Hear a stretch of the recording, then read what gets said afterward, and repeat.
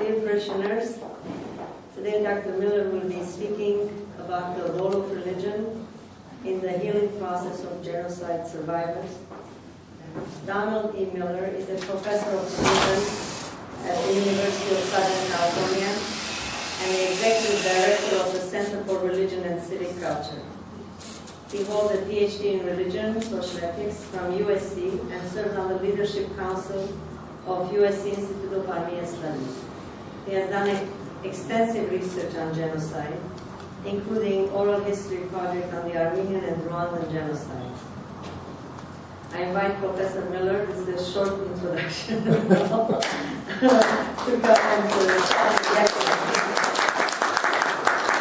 all the questions will be asked at the end.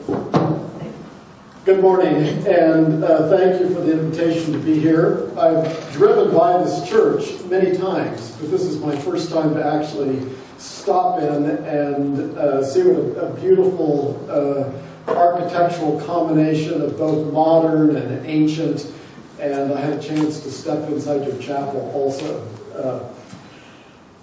I'm going to try to focus quite specifically on the topic that was just announced, namely the role of religion as it addresses the problem of trauma, and particularly trauma that comes from genocide.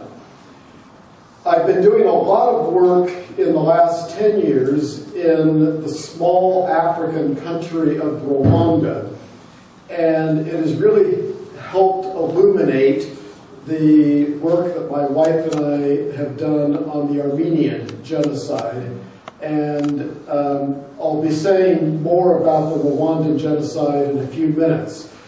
But let me say that when one tries to relate religion to genocide, it's actually a very complex topic.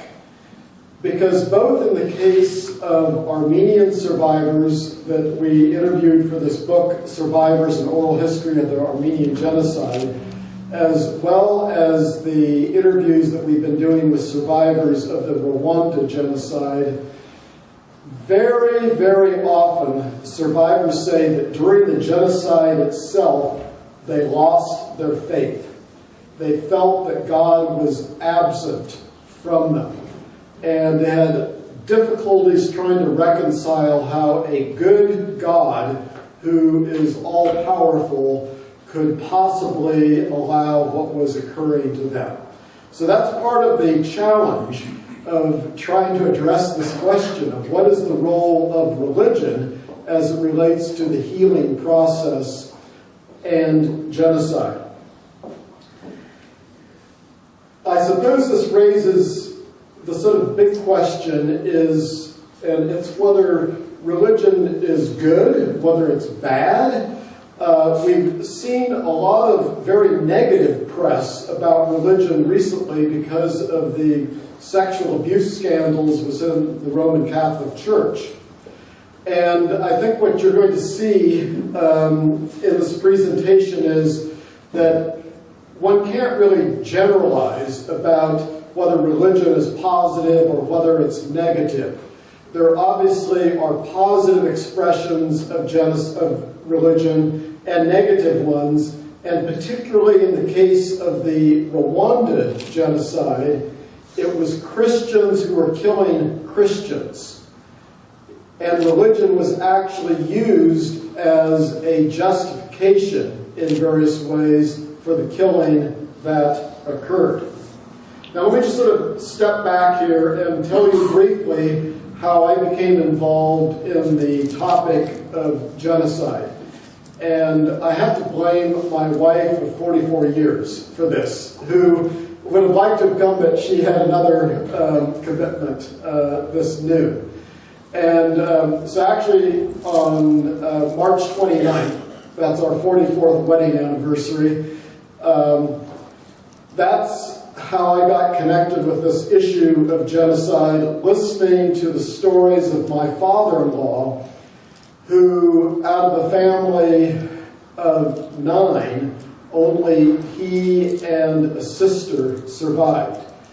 And in the case of my mother-in-law, she lost about half of her family in the genocide. After we were married, I suppose as part of the bride price for having polluted the bloodlines, the pure Armenian bloodlines of my wife and then the children that we have. By the way, we named one Arby and another Shant. So we've tried to sort of at least, with these half-breed children, keep names that were Armenian. And it's interesting, we now have three and almost 4 grandchildren, and both our son and our daughter ended up giving the middle name to one of their children of Turian, which is my wife's maiden name. So in various ways, we've been trying to sort of carry that out.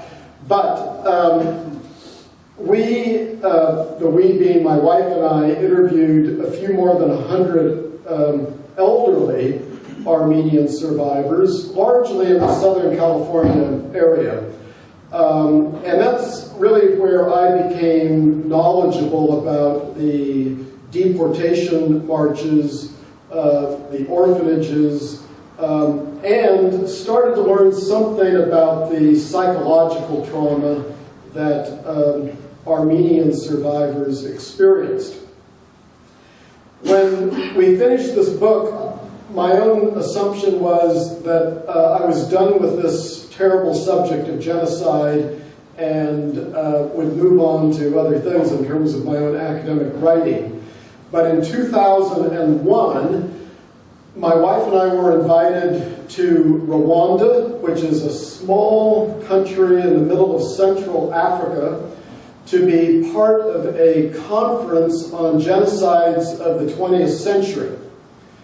And because so many of the survivors were very elderly by 2001, the organizers asked my wife to tell the story of her father, and then I gave a more academic presentation about the Armenian genocide itself.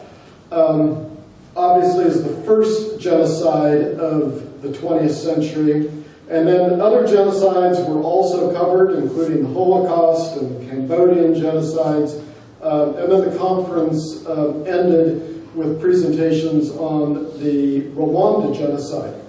Now, just to remind you what happened in 1994 in Rwanda, in a period of just 100 days, there were 800,000 Rwandan Tutsis, Tutsis being a particular tribe, that were killed. And in many ways, it was the most efficient genocide in terms of the number of people killed and the short period that may have ever occurred, but certainly that occurred in the 20th century. And in that genocide, what was unique in some ways, as I mentioned a moment ago, is that it was actually Christians who were killing fellow Christians.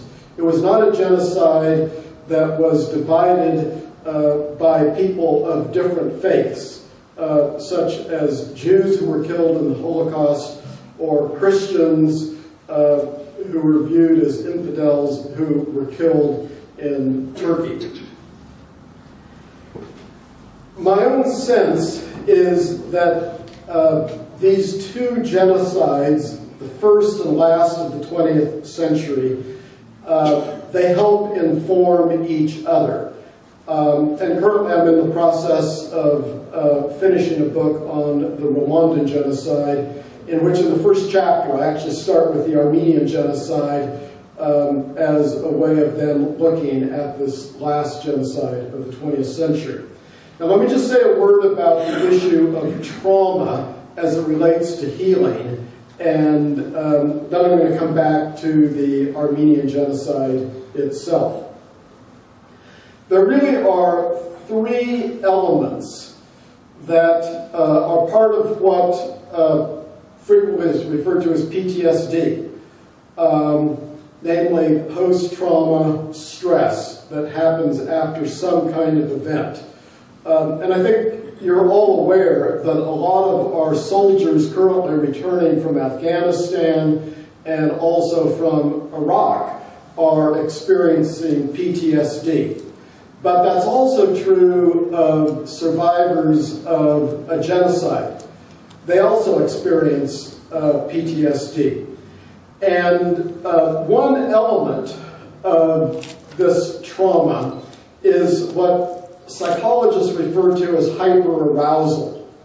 Namely, after someone has experienced a trauma, they have difficulty sleeping, they're oftentimes very sort of edgy and violence-prone.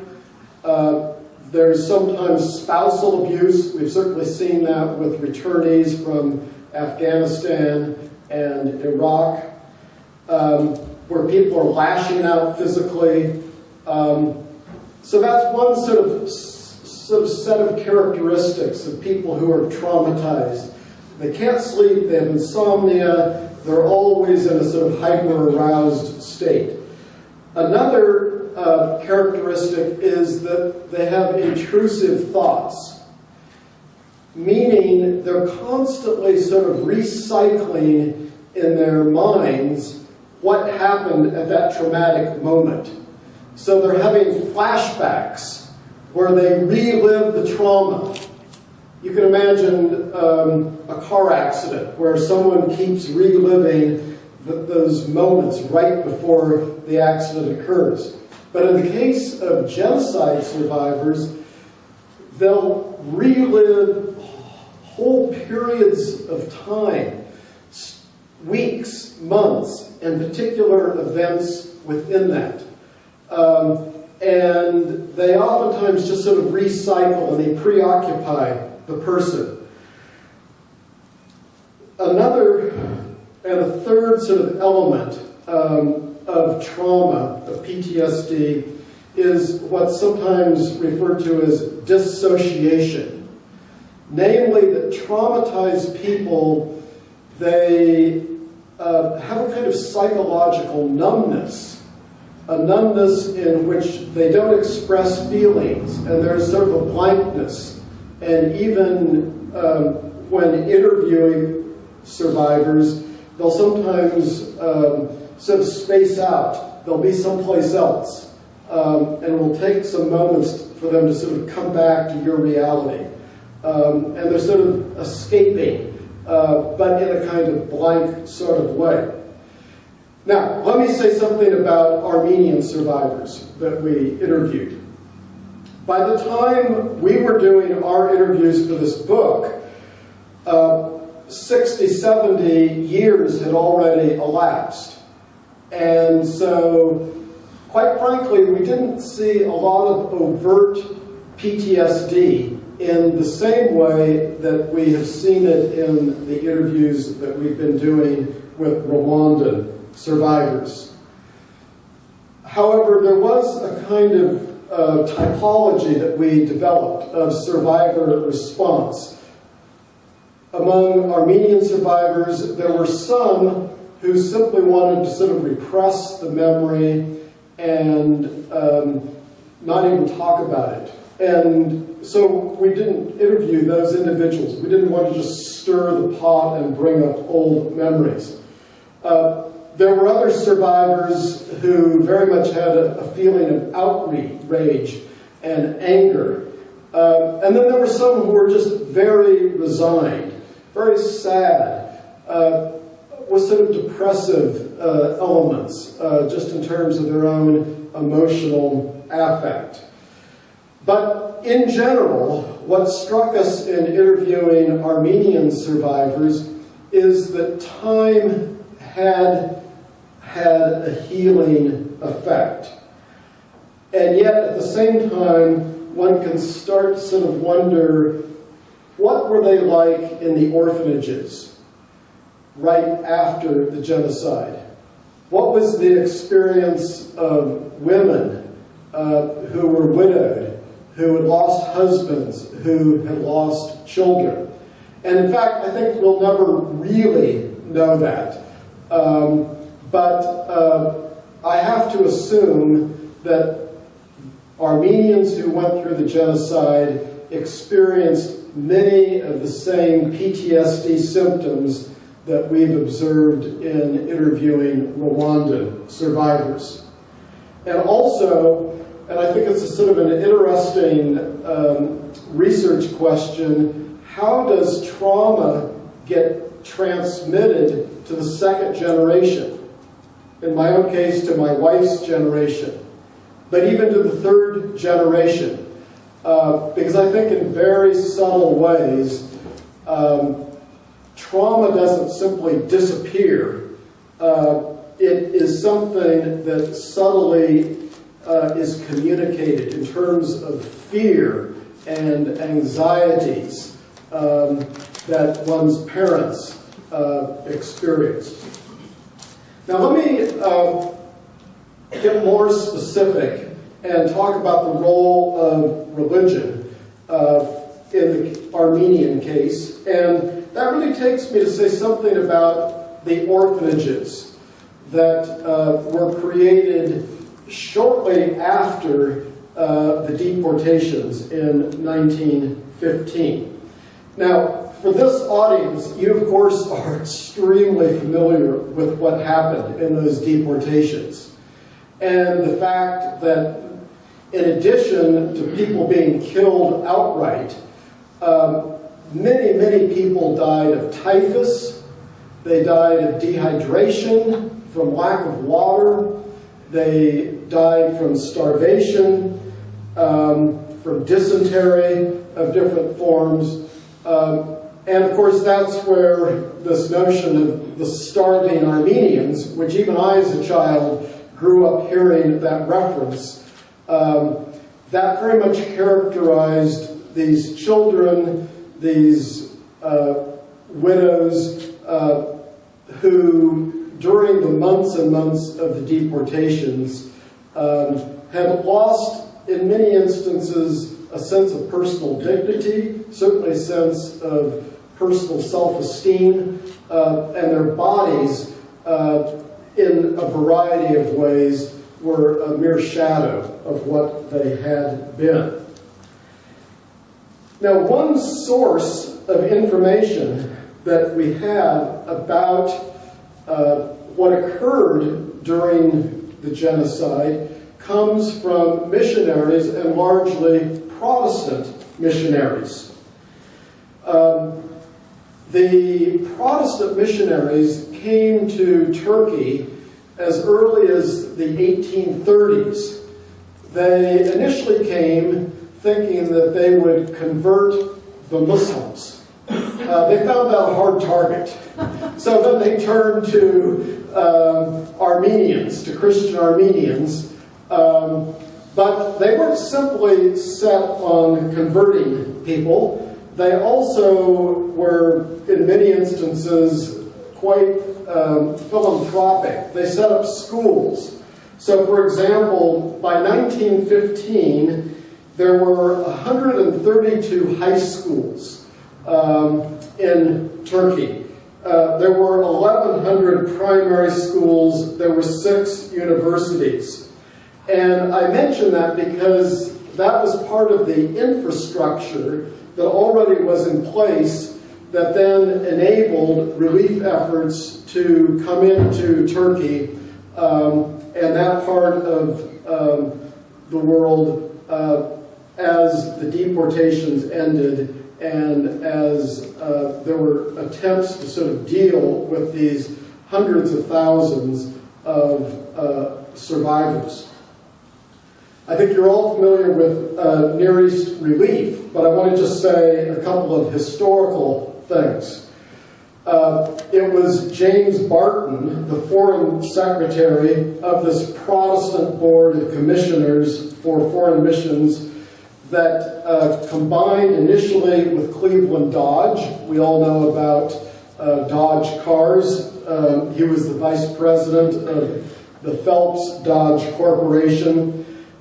They saw what was happening because of these reports coming back from missionaries in 1915, and they immediately put out a plea to try to raise $100,000 for immediate relief efforts. Cleveland Dodge actually was a very good friend of Woodrow Wilson, and so he had government access, and they quickly raised that $100,000. They transported it for relief efforts through Henry Morgenthau, a name I think you all know, who was then the American ambassador in Constantinople. And a lot of attention. In fact, if you go back and read newspaper accounts, even in the LA Times, New York Times, Boston Globe, in 1915, there was a lot of press being given to the plight of the Armenians. And so Barton and Dodge, combined with Charles Crane, you've probably seen a lot of plumbing fixtures with the name Crane on them. And the three of them formed what was then to become known as Near East Relief. And by 1916, they had formed 38 different committees in cities throughout the U.S. Many of these were church-based. So I'm coming back to my question of what is the role of religion in terms of addressing the issue of trauma, but also the crisis of a genocide. And churches became one of the organizing locations for relief efforts. Reports were coming in from Syria. In fact, a lot of the cities that we're now reading about because of the current crisis in Syria were places that Armenians ended up from the deportations. And a major philanthropic effort was then underway in which, for example, the Rockefeller Foundation very early on in Near East Relief gave about $300,000. Now, we think $300,000. This was 1915 era money. That was a lot of money. But it also shows that a major foundation like the Rockefeller Foundation got on board very early with the relief efforts.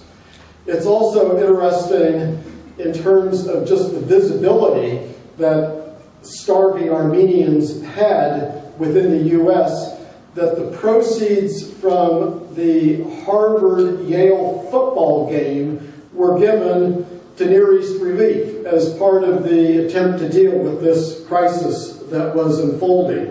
That was in 1916. And between April 17th and October 18th, donations to Near East Relief were averaging about $500,000 a month.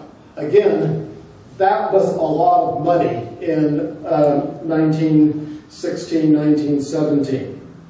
And by the end of 1918, almost $20 million had been raised. And much of this money was raised in churches.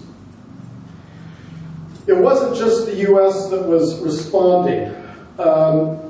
Also, there were Europeans, and one of the most famous missionaries is Papa Kunzler, a Swiss. He, in the interviews that we did for this book, was actually frequently mentioned as someone who became a father figure to orphans. By 1917, 1918, there were about 200 American orphanages spread throughout Turkey. It's interesting, the accounts that we heard in our interviews with survivors about these orphanages. People were fed, but in spite of all these attempts to raise money, oftentimes they had very meager amounts to eat.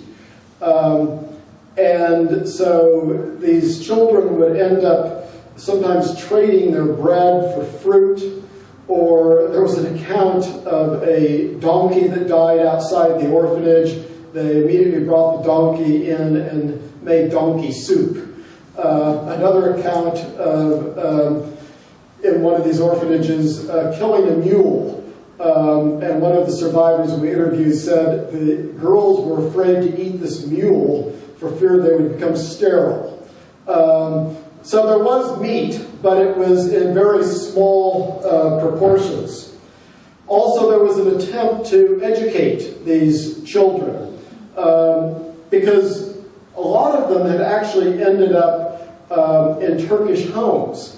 And there was a major effort, once the deportations had ended, to go and reclaim these children from Turkish homes. Some of them who were very young had actually sort of lost their language.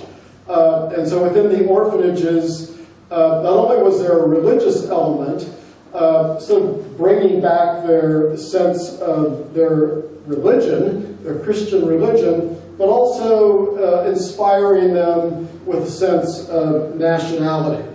And in addition, particularly after orphans had been there for some time, they started teaching them trades.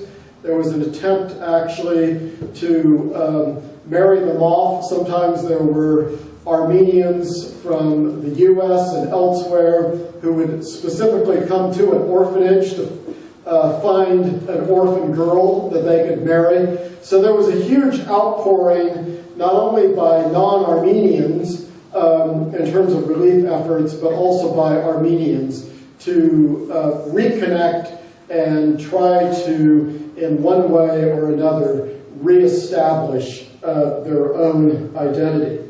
And of course, by 1922, almost all of these orphanages started to move out of Turkey and into Lebanon and other places where it was more secure, a feeling that there could be a repetition of hostilities against Armenians.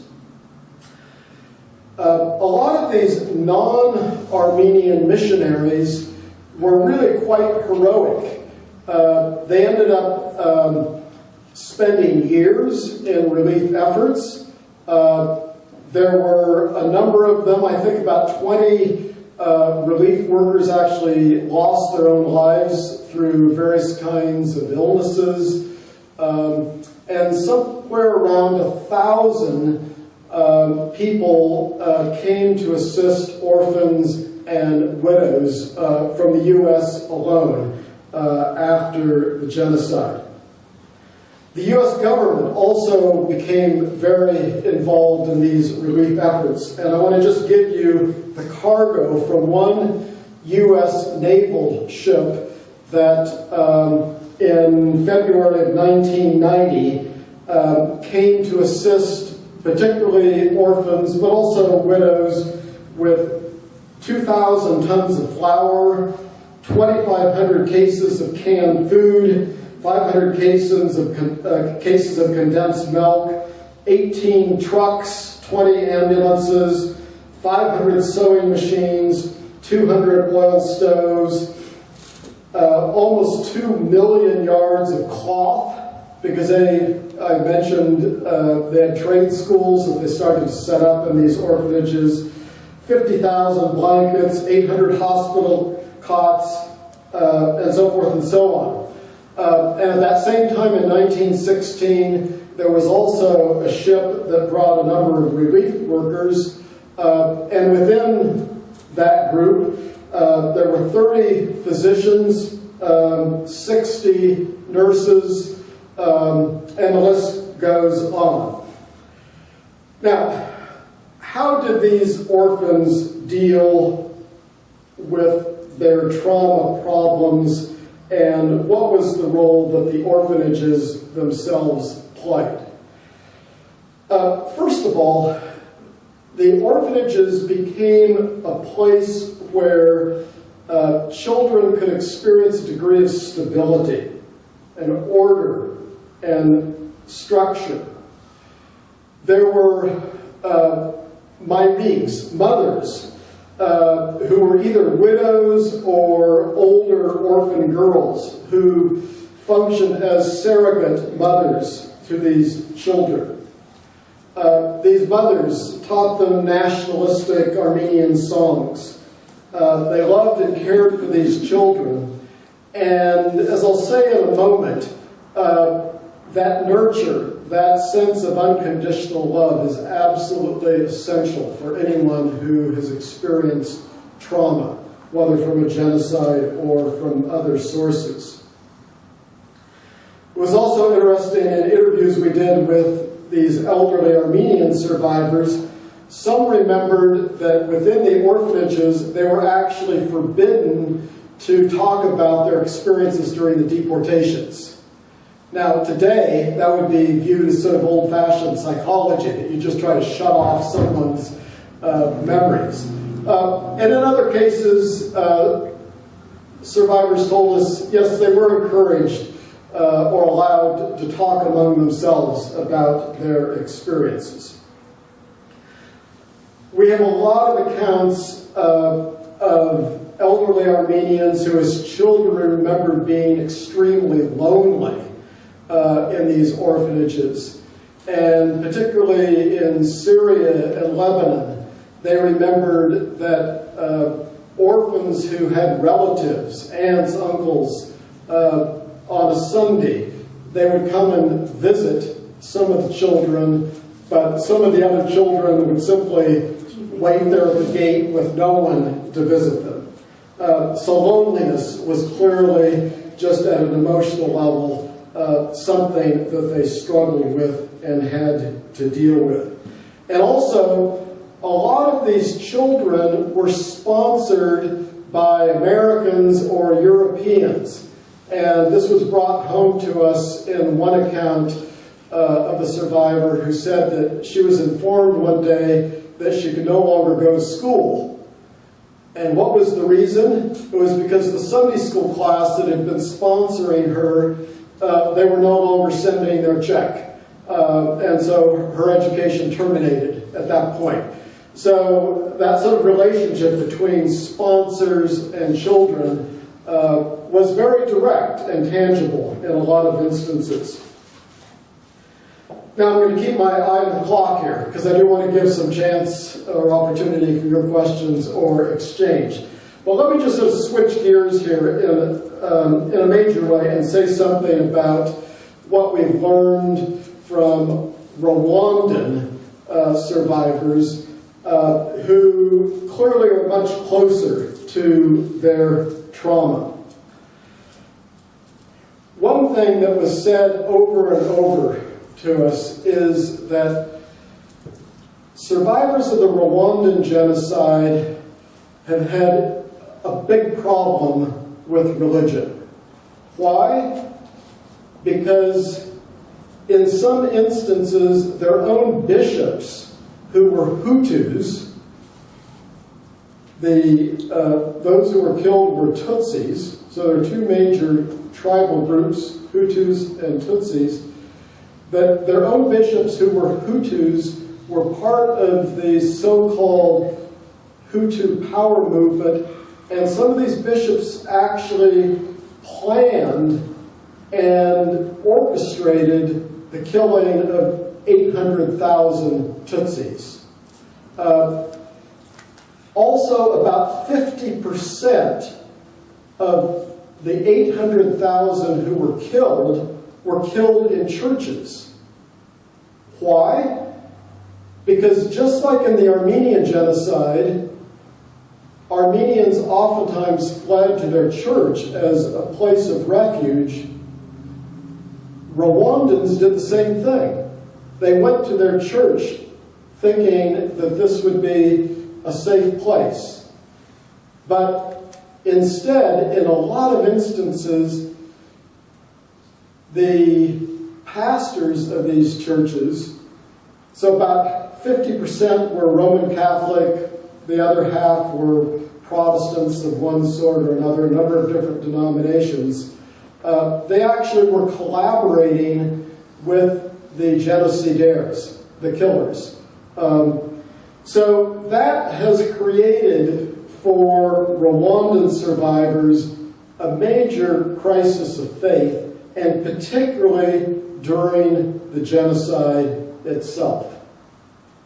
In fact,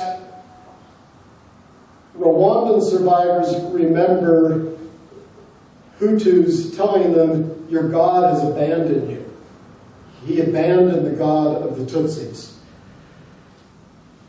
Now, in the current situation, and we've been going to Rwanda for about 10 years now, actually a little longer, a lot of the survivors, and I would say there are parallels here to Armenian survivors, they're homeless.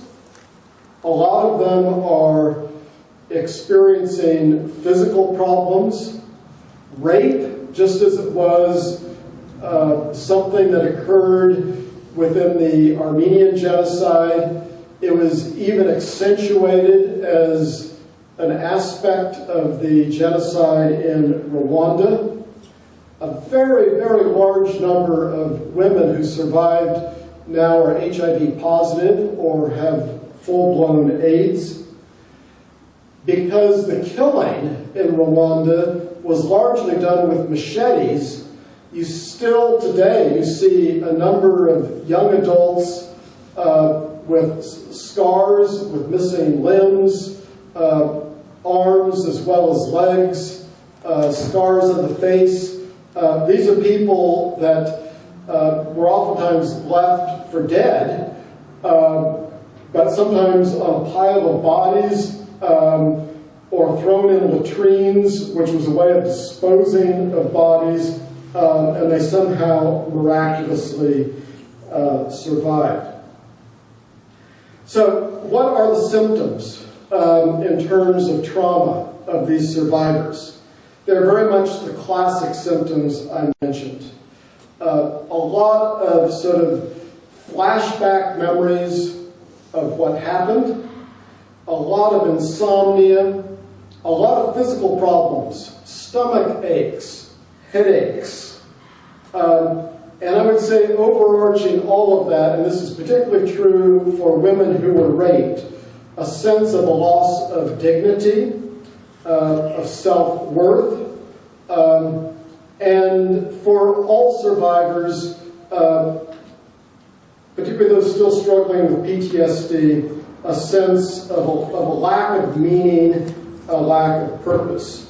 So, how is that being dealt with? And I'm just going to take one religious NGO, non-governmental organization, and use that as my illustration, and then I'll stop and entertain your questions or comments.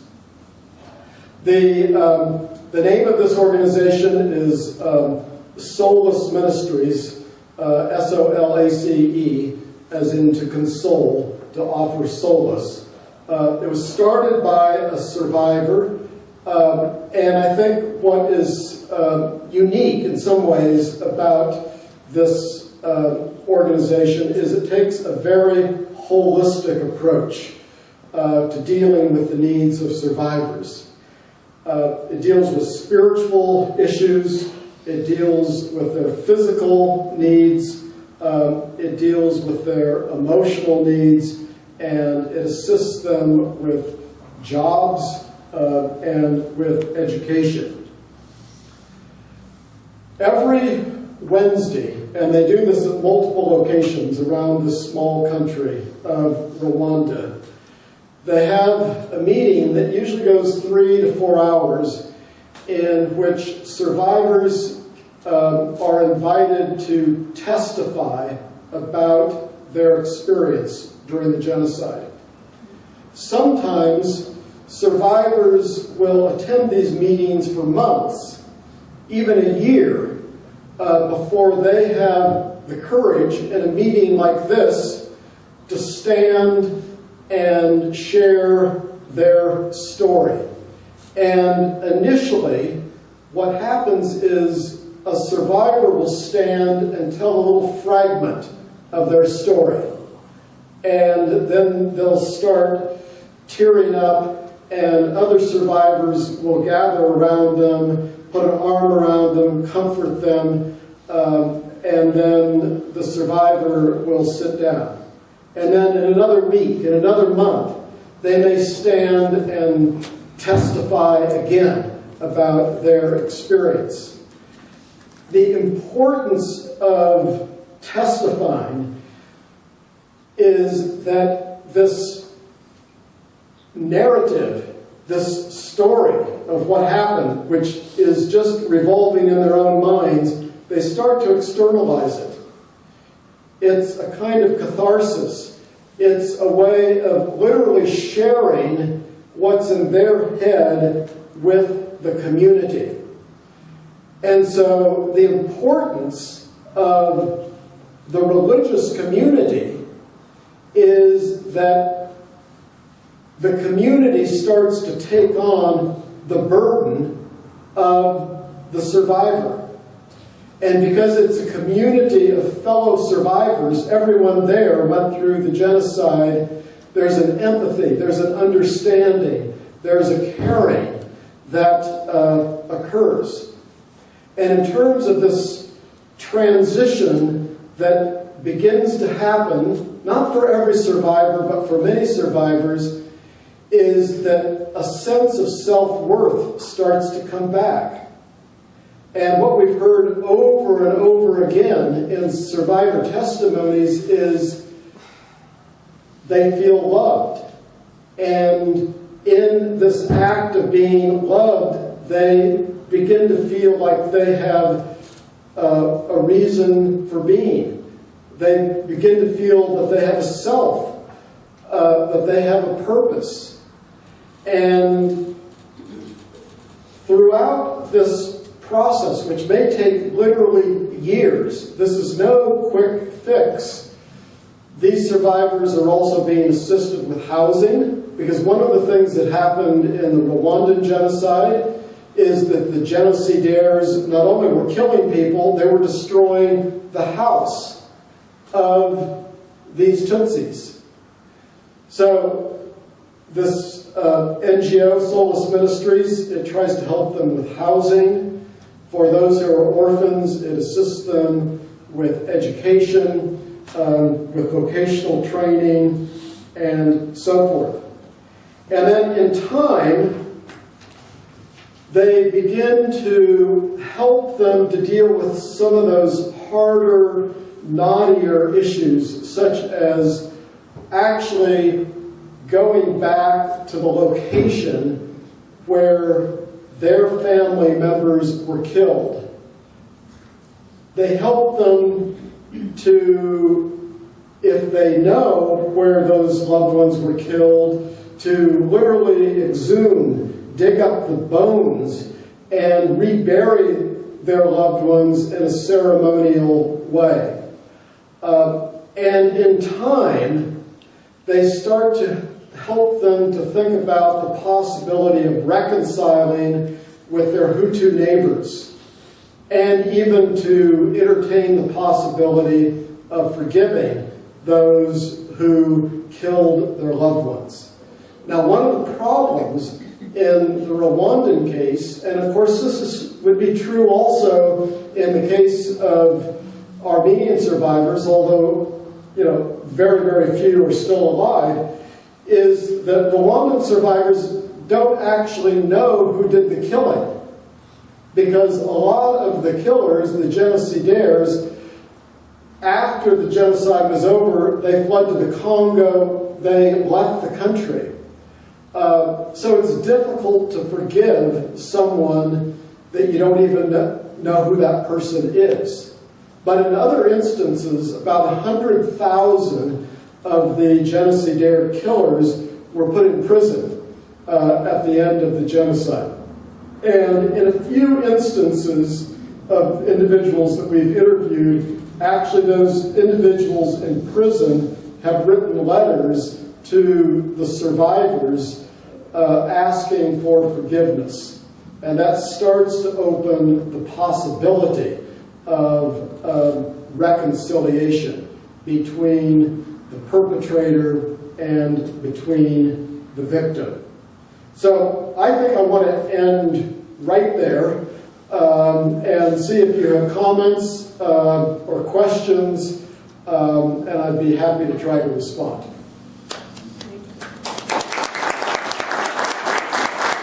Them before our meeting, and I think you have some very interesting things to share here. Both sisters, maybe. Yeah, both sisters.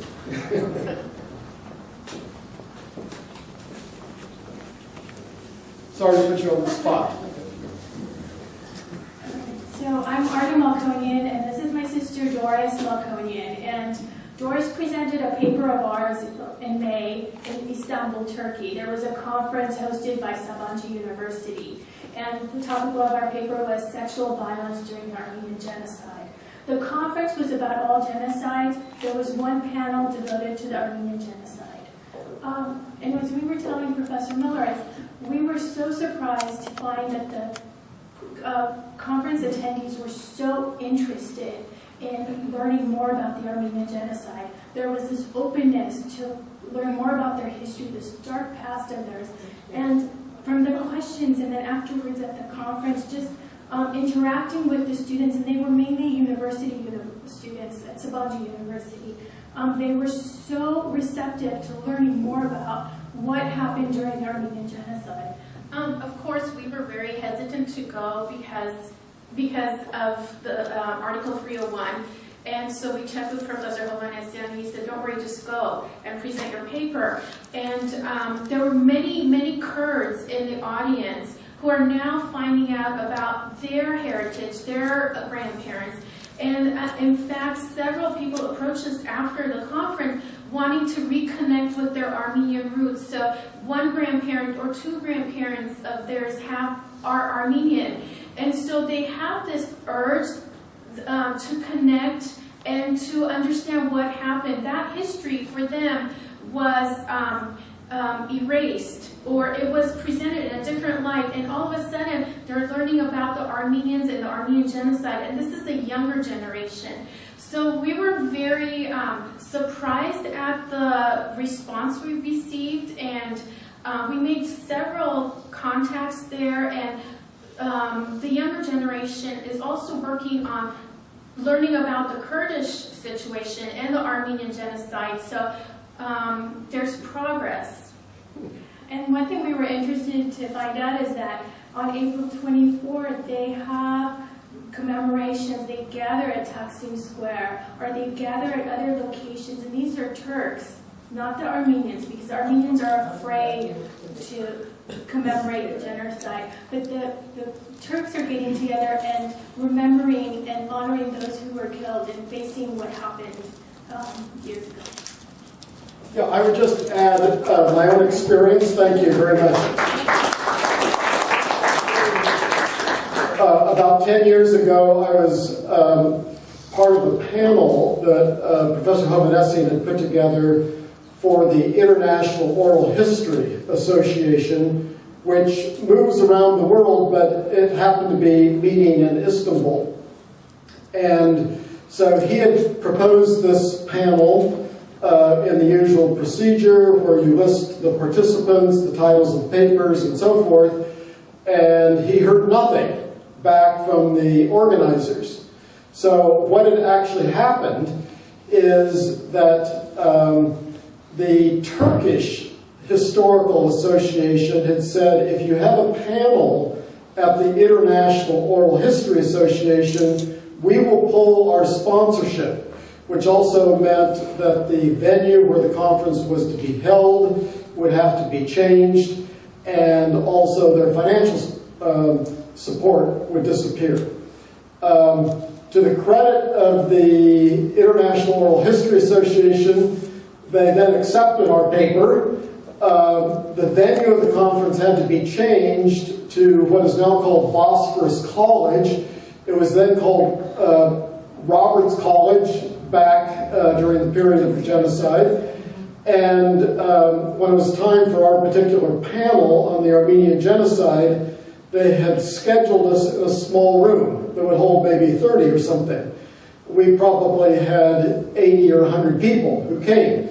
So they had to change to a larger room, And we had exactly the same experience as these two young women just told us. Namely, there were a lot of Turkish students there who were extremely interested in the presentation. And I remember one said, well, I think I'm half Armenian. I don't quite know, but I think my grandmother is Armenian, and so forth. So I don't want to say that things are radically shifting. Let's come back to the question up here. But I think we're all aware that when Hrant Dink was killed, I think there were about 100,000 people who came to the streets opposing that assassination. So there is the possibility of change, but I would also like to relate this back to the Rwandan genocide. I mean, we're now starting to see denial, particularly from genocidaires that ended up in France and in Canada and in other locations, trying to sort of rewrite history and as to why the genocide of 800,000 Tutsis occurred. So I'm over time here. I would like to just thank you for your questions.